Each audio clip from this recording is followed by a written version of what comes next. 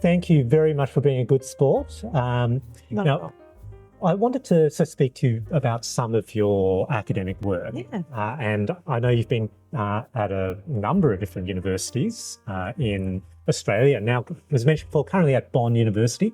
And my understanding is that you've recently been publishing a set of would you call it criteria? A crisp? Yeah, recommendations we're going to go with. Okay. No one likes to be told what to do. So, it's called the CRISP checklist. So it's Consensus Reporting Items for Studies in Primary Care. Very nice acronym by Bill Phillips, my US colleague.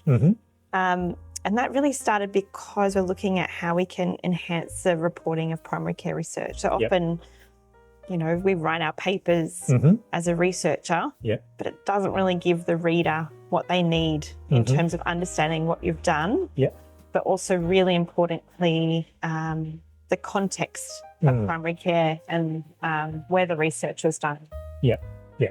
And for the audience, when you speak of primary care, can you just flesh that out a little bit? Gosh, that's the ultimate question, isn't it, Michael? I guess in this, we're really talking about healthcare, where it's the first point of contact with the healthcare system. So in Australia, that's often general practice or other community settings like pharmacy, where you don't need a referral. You can just present yourself for healthcare, and either your healthcare happens there or you get directed and coordinated with other services. So in the Australian setting, often we think of primary care as general practice, but in other parts of the world, primary care is organised quite differently. A lot of the people who watch your show are from the United States. And for example, you've got family physicians there, but you also have nurse practitioners, which are a much larger proportion of primary care compared to here.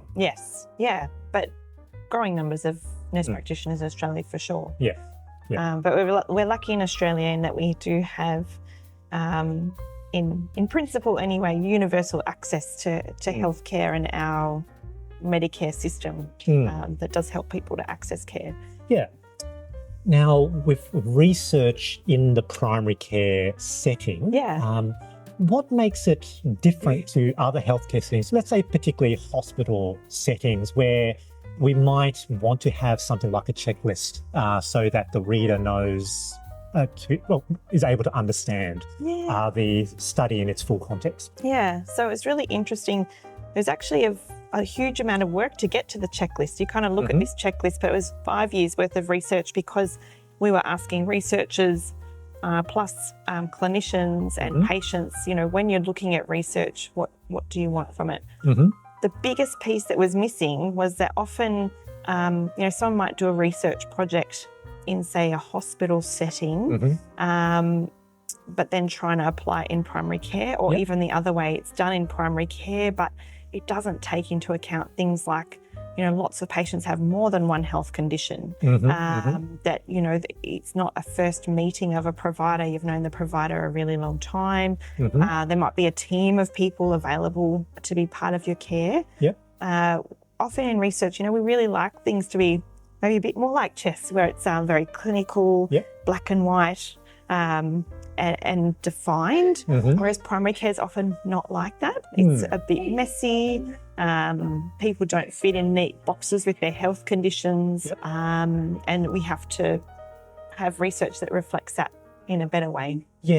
So the way I sort of understand this is, I know we sort of talk about messiness a bit, but it's really that reality is a bit complex, and researching complex systems, if we treat the intervention like it was a simple drug experiment. Or a lab in a lab. Yes, that's right. We potentially can misunderstand the way we should be interpreting the results. Absolutely. And so my PhD I did in obesity, per se, and one of the things I really studied was the therapeutic relationship.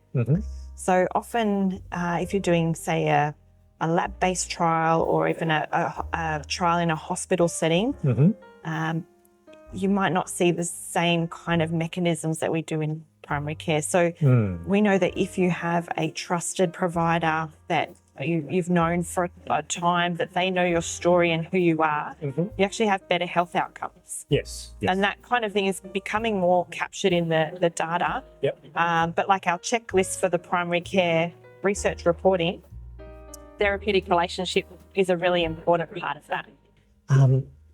Now, in terms of the checklist, what sort of items? I don't expect you to have memorised them off the top of your head, but what sort of items are in the checklist? Yeah, so it talks a lot about the context. And when we say context, we mean, well, if we do a research study in Australia, knowing a bit about how the healthcare system works, how you access primary care, how all the bits of the health system fit together, is really important, because when we design an intervention here, it might not work in the same way as the US. Yes. So the context, we talk a lot about if the patient already knows the providers, if they've already got that ongoing relationship, and who are the members of the team that are available.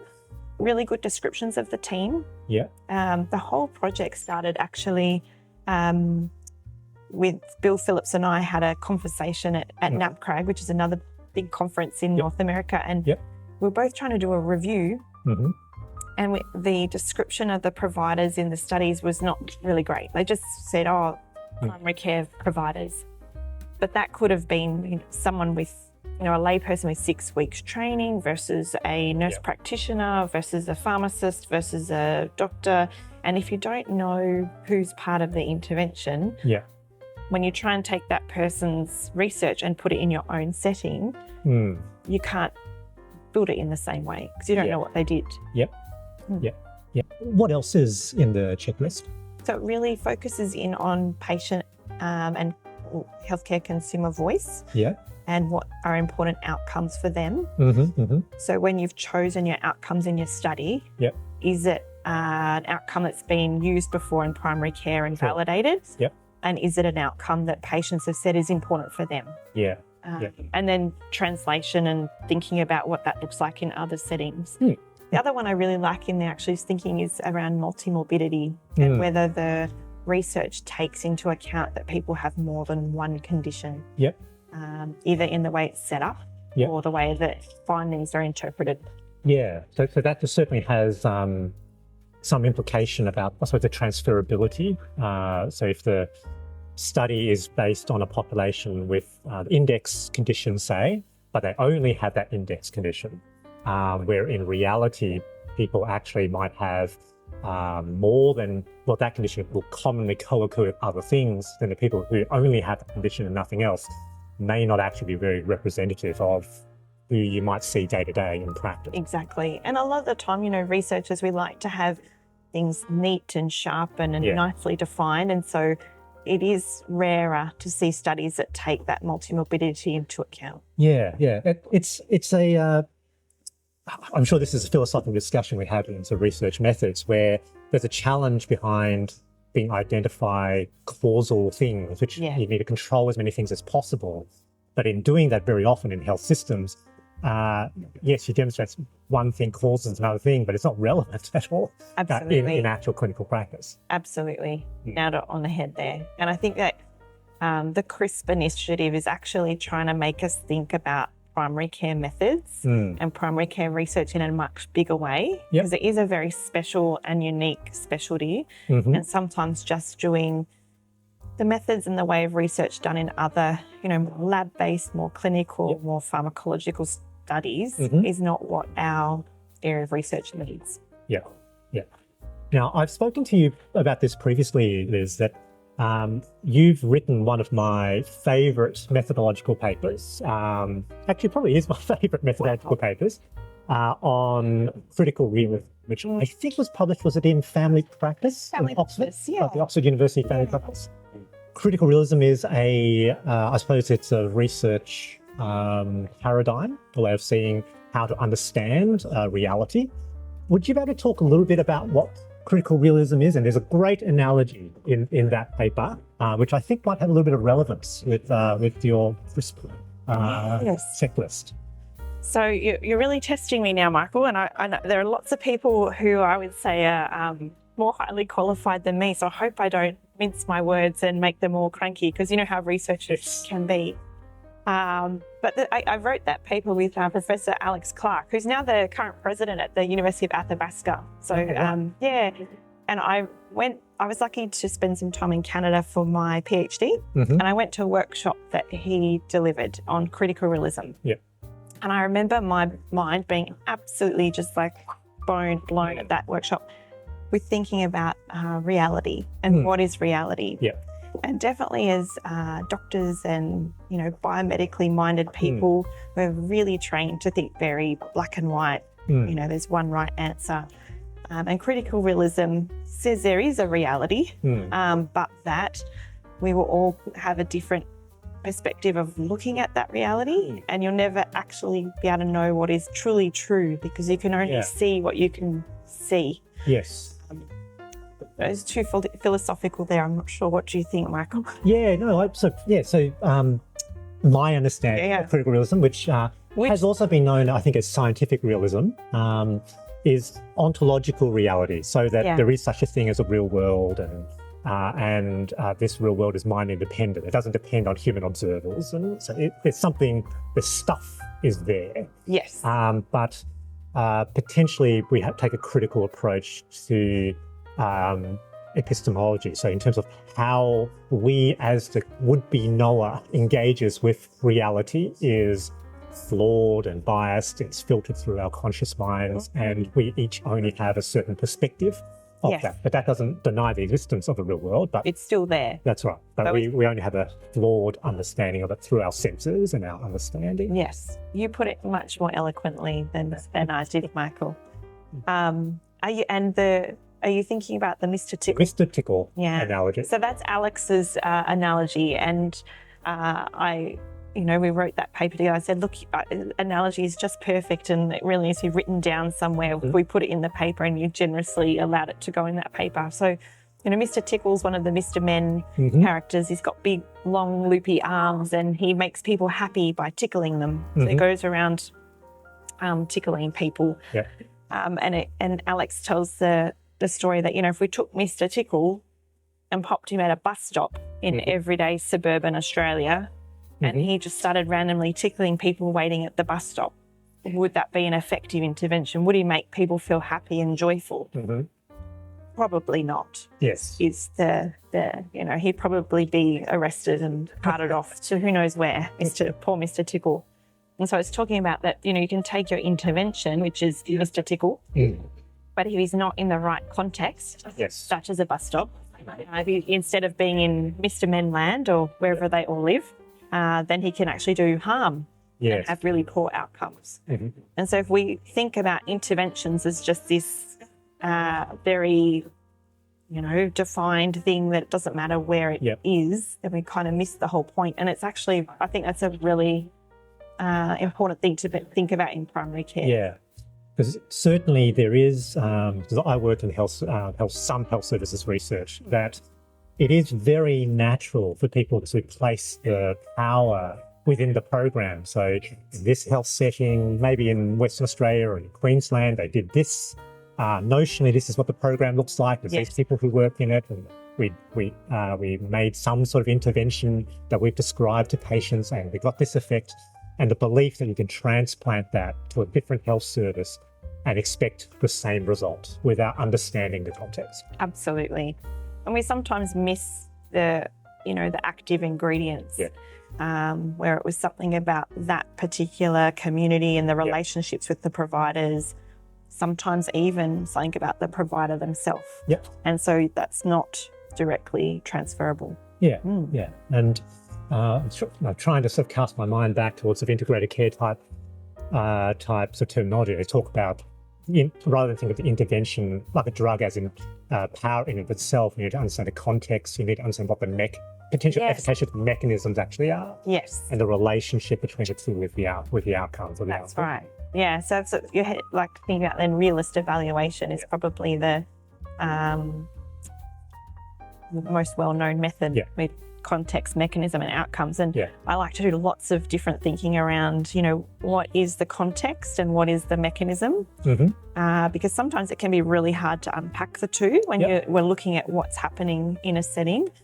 For an example, so in primary care, we talk a lot about the therapeutic alliance and that really strong relationship. And we often think about it as a mechanism, but I wonder actually if it's actually a context. And it is important because if you're making a program and it works within the context of a strong relationship, but if you're building the program to make the relationship, it might actually not work, if that makes sense. Yes. So it's, just again, thinking within the mental health sphere, which is where I work, but we sort of have this sort of general understanding if people follow up with their GP after a discharge from hospital, that they have better outcomes. But it's not the fact that they have a GP in inverted commas. And so if you just create a program where you force patients to go to a random GP, they probably won't get better outcomes. It's something about that observation and probably about the relationship that makes that work. If it's not the existence of the GP, it's actually the existence of the relationship, and that's the actual mechanism. Yes, or maybe the context. Yeah, maybe. So Liz, what's next with CRISP in terms of implementation? What's the take-up been like, and where do you think that's going to go? Yeah, it's been amazing working with Professor Bill Phillips. So he's an emeritus professor at Washington University in Seattle. And I've learnt so much about translation and dissemination from Bill. He's the master. So he's really good at communicating, getting the word out. So it's now recommended in in a number of journals. So, often when you publish a paper, the journal says, have a look at these checklists to make sure and so a lot of journals in the primary care sphere have now recommended CRISP, which is fantastic. And then translations. So it's now in Turkish, German, Spanish, French, Chinese, got Japanese on the way, Portuguese. And that's sort of bringing a lot of new primary care researchers into our sphere and thinking about high quality primary care research. Yeah, certainly improving the quality of the knowledge dissemination, just in terms of reporting, because the work's been done. That's exactly right. But it's interesting too, I've also been reflecting on, there's a few people who teach primary care research using it for their novice researchers. Oh, rightio. When you're developing a primary care research study, have a think about these. That's sort of the backwards use of the checklist. Yeah, so, virtuous cycle, I guess. Because I have to admit, I do that with, I'm probably more familiar with there's a qualitative research checklist. And often, that does become, have you actually thought about all these issues? Because you don't have to report on them. Yeah, exactly. So you hope that eventually maybe people can use that to set up studies that are a bit more reflective of primary care. Thank you very much for speaking to me today. It's actually remarkably chilly in Geelong. I'm gradually freezing. But thank you very much for the game. Thank you for the chat. And I'm sure we'll chat again in future conferences. That's great, Michael. Thank you. Good. Thank you.